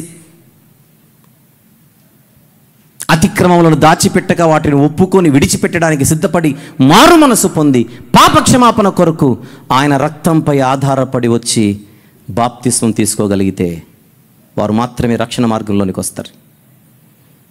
అలాంటి ఒప్పుకోలు ప్రార్థన ఎవరైనా మీరు ఇంకా చేయకపోయి ఉంటే, ప్రభుని ఇంకా జీవితంలోనికి ఆహ్వానించకపోయి ఉంటే, రక్షణ అనే శిరస్త్రాణం లేదు. సర్వాంగ కవచములో, దేవుడిచ్చే సర్వాంగ కవచములో రక్షణ ఒకటి. శిలువ దగ్గరికి రాకుండా నేను నిలబడతానంటే వెంటనే పడిపోవడమే, అవకాశం లేదు. శక్తి. కొంతమంది నాలా ఇంతకు మునిపే శిలువ దగ్గరకు వచ్చి నాతో పాటు మీరు, మీతో పాటు నేను, మనందరం ప్రభుని రక్షకునికి స్వీకరించి ఉండొచ్చు. కానీ రక్తంలో కడగబడుట ఒక్కసారి, వాక్యముతో ప్రతిదినము కడగబడాలి. కానీ వాక్యం దగ్గరకు వచ్చే అలవాటు ఉండదు, బైబిల్ చదివే అలవాటు ఉండదు, వాక్యం వినే అలవాటు ఉండదు. కొంతమందికి క్యాలెండర్లో ఒక చిన్న మాట చూసుకొని వెళ్ళిపోతారు, కొంతమందికి అది కూడా అలవాటు ఉండదు. అసలు బైబిల్ చదివే అలవాటే ఉండదు కొంతమందికి. అయినా మేము నిలబడతాం అని కలలు కనకూడదు. వాక్యమే మనల్ని నిలబెట్టేది. కొంతమందికి వాక్యం అంటే పిచ్చి, ప్రార్థన అంటే అస్సలు మనసు ఉండదు. ప్రార్థన అన్నట్టుగా ఉంటుంది. సర్వాంగ కవచములో ఒక ముఖ్యమైనటువంటి యుద్ధోపకరణం ప్రేయర్. వ్యక్తిగత, కుటుంబ, సంఘ ప్రార్థనలు, personal prayer, family prayer, church prayer. ఈ అలవాటే ఉండదు. నిలబడతాను, కుదరదు. కొంతమంది చిన్న చిన్న వాటికి పడిపోతుంటారు. ఏమోనండి, నాకు ఇవన్నీ ఆలోచిస్తుంటే, ఇవన్నీ చూస్తుంటే అసలు దేవుడు ఉన్నాడో లేదో. అవిశ్వాసం, అల్ప విశ్వాసం, చీటికి మాటికి దేవుని మీద అనుమానం. విశ్వాసము అను ఢాలు. ఎంత బ్యూటిఫుల్గా ఆ సర్వాంగ కవచం కనపడుతుంది. The full armour of God. సర్వాంగ కవచం పేరే. నడినెత్తి మొదలుకొని అరిపాదం వరకు కంప్లీట్ ప్రొటెక్షన్.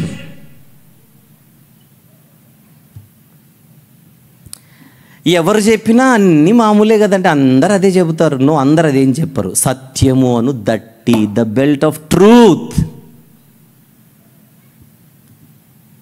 మనకు మనం సర్టిఫికెట్లు ఇవ్వకూడదు. బైబిల్లో ప్రారంభం నుంచి ఏదేను వనము నుండి సత్యవాక్యం అసత్యవాక్యం అనే 2 వాక్యాలు ఉన్నాయి. పండు తినకూడదు, సత్యం. తినొచ్చు, అసత్యం. చెప్దామా ఇక్కడ నుంచి? ఎవరు చెప్పినా పండు గురించే కదండి, అందామా? దేవుని సబ్జెక్ట్లో పండు ఉంది, సాతాను సబ్జెక్ట్లో పండు ఉంది. ఇద్దరిది ఒకటి అందామా? పండు అనే పేరు ఉంటే సరిపోద్దా? తర్వాత ఏముందో చూడొద్దు. ఎంత అద్భుతంగా బైబిల్ మనకు ఒక చక్కని ఎక్విప్మెంట్ ఇచ్చింది.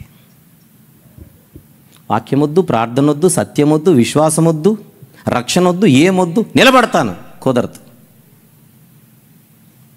ట్రై చేయి, కుదరదు. బైబిల్ అంటుంది, నువ్వు లేచి నిలబడాలంటే శక్తి కావాలి. ఆ శక్తి నేనే ఇస్తాను. దాని పేరు నా సర్వాంగ కవచం అంటున్నాడు దేవుడు. ఈ రాత్రి మీరు సిద్ధమైతే ఇప్పుడు నేను చెప్పిన ఈ సర్వాంగ కవచంలో మనలో ఎక్కడ లోపాలు ఉన్నాయో చూసుకోవాలి. రక్షణే లేదా, అడుగులు ముందుకేయాలి. ప్రార్థన లేదా, స్టార్ట్ చేయాలి. వాక్యంపై మనసు లేదా, ఇక ప్రారంభించాలి. అన్నీ ఒకటే అంటున్నావా? నో. అపోస్తలుల బోధ మాత్రమే సత్యవాక్యం. అక్కడికి రావాలి. సహవాసం, రొట్టె విరుచుట ఎందు, ప్రార్థన ఎందు. ఇది క్రమం, ఇది పద్ధతి. ఈ పాట వినేటప్పుడు ఇదంతా మన మనసులో క్యారీ చేస్తూ ఇప్పుడు విందాం. మళ్ళీ ఏమంటారు? ఇప్పుడు అనండి, వన్స్ మోర్ ప్లీజ్ అని. జేమ్స్ వాళ్ళు ఓకే అన్నారు. యా, ప్లేట్ లైట్లు ఆఫ్ చేస్తారు, ప్లే చేస్తారు. ఇప్పుడు జాగ్రత్తగా చూద్దాం. ముగించే ముందుగా ఒక 3 వచనాలు రాసుకొని పడుకునే ముందు చూడండి. అపోస్తలుల కార్యములు 17వ అధ్యాయం. అపోస్తలుల కార్యములు 17వ అధ్యాయం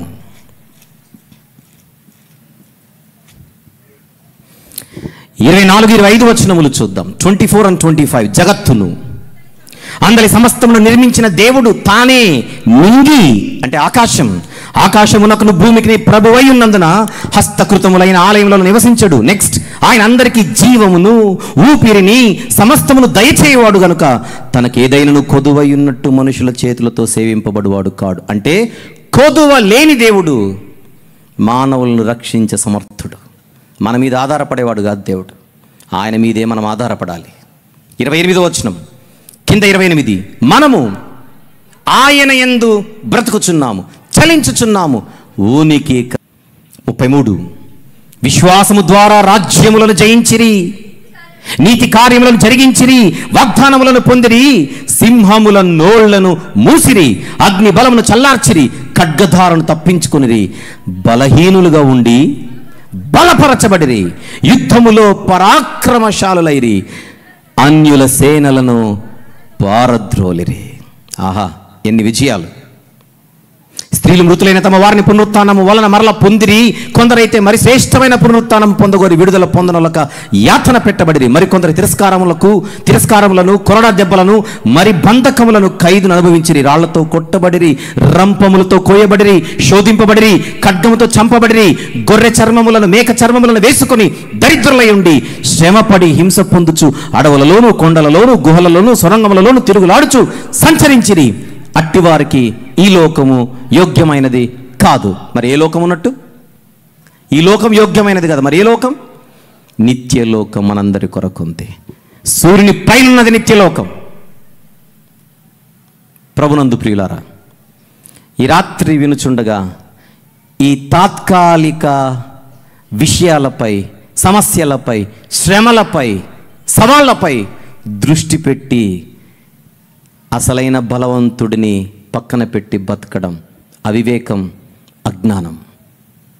అలాంటి స్థితిలో మనం ఉండకూడదని, మనుషులను కాదు, లేదా వ్యవస్థలను కాదు, లేదా మన కళ్ళ ముందు కనబడేటువంటి మిగిలిన ఏ బలాలను కాదు, కానీ కేవలము దేవునిని మాత్రమే చూస్తూ, ఆయన ఏర్పరిచిన వ్యవస్థను మాత్రమే చూస్తూ, ఆయన వైపు చూస్తూ, ప్రభువైన యేసు క్రీస్తు వారిపై సంపూర్ణ విశ్వాసం ఉంచి, మన కొరకు ఈ లోకానికి వచ్చిన వాడే మరలా రాబోచున్నాడు అన్న నిరీక్షణ కలిగి జీవిద్దాం.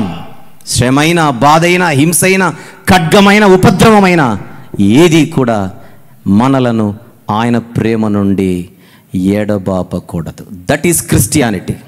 That is true Christianity. ఈ రాత్రి పడుకునే ముందు ఈ మాటలన్నీ మనం ఆలోచిద్దాం. పాట ఏమిటి? పాట వెనుక భావం ఏమిటి? దీని వెనుకలున్న బైబిల్ మద్దతు ఏమిటి? ఒక్కసారి అందరూ లేచి నిలబడతాం. ఎక్కడున్నవారు అక్కడే లేచి నిలబడతాం. దయచేసి బైబిల్ అందరి చేత్తో పట్టుకుందాం. కాళ్ళ దగ్గర బైబిల్స్ కానీ, పాటల పుస్తకాలు కానీ, కుర్చీలలో, సోఫాలలో ఎక్కడ బైబిల్స్ పెట్టకుండా జాగ్రత్త పడతాం. ఇది దేవుని గ్రంథం. భయముతో, భక్తితో ఒక్క నిమిషం పాటు అందరూ కళ్ళు మూసుకుందాం. ఒక్క నిమిషం పాటు అందరూ కళ్ళు మూసుకుందాం. ఈ రాత్రి దేవుడు మన ముందుకు తీసుకొని వచ్చిన ఈ వర్తమానాలు ఏమిటి? మొదటి వర్తమానము కానీ, రెండవ వర్తమానం కానీ, ఈ 2 వర్తమానాల మధ్యలో విడుదలైన పాట అయితేనేవి, అన్నిటిలోనూ ఒకే భావం, ఒకే సత్యం, ఒకే విషయం. దేవుని పిల్లలు దిగులుతో జీవించకూడదు. ఆయన వైపు చూస్తూ సంతోషముతో, ఆనందముతో జీవించబద్దులై ఉన్నాం. అలాంటి గొప్ప దేవుడు మనకుండగా టెన్షన్ ఎందుకు, కలవరం ఎందుకు, ఆందోళన ఎందుకు దండగా అని ఈ రాత్రి వాక్యమును బట్టి మనము బోధించుకొని ఆనందంగా దేవుడిచ్చే విశ్రాంతిని పొందుకొని రేపటి కొరకు సిద్ధపడాలి.